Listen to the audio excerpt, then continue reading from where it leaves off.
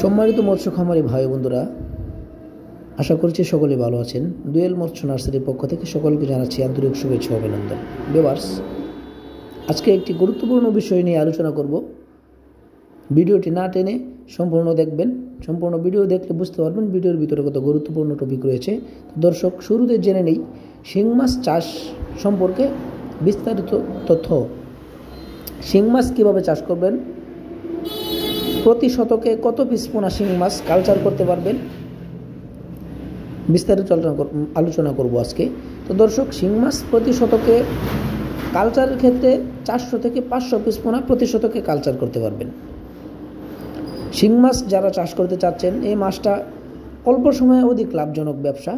অধিক লাভ করতে চাইলে, অধিক মুনাফা করতে চাইলে শিং মাছ চাষ করেন। শিং মাছটা অল্প সময়ে বাজারজাত করা যায়। এই মাছটা 4 থেকে 5 মাসে বাজারজাত করতে পারবেন।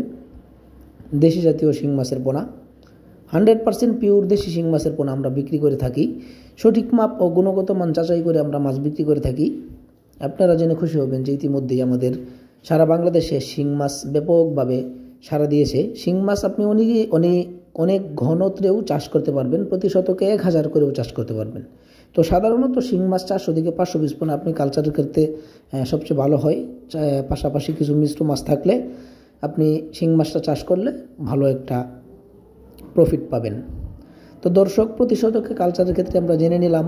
এখন কীরকম পুকুরে আপনি শিং মাছ চাষ করবেন, পুকুরের গভীরতা, পুকুরের পানির পরিমাণ বিস্তারিত আমাদের ডিসক্রিপশন বক্সে দেওয়া থাকবে, আপনারা ডিসক্রিপশন দেখে নেবেন।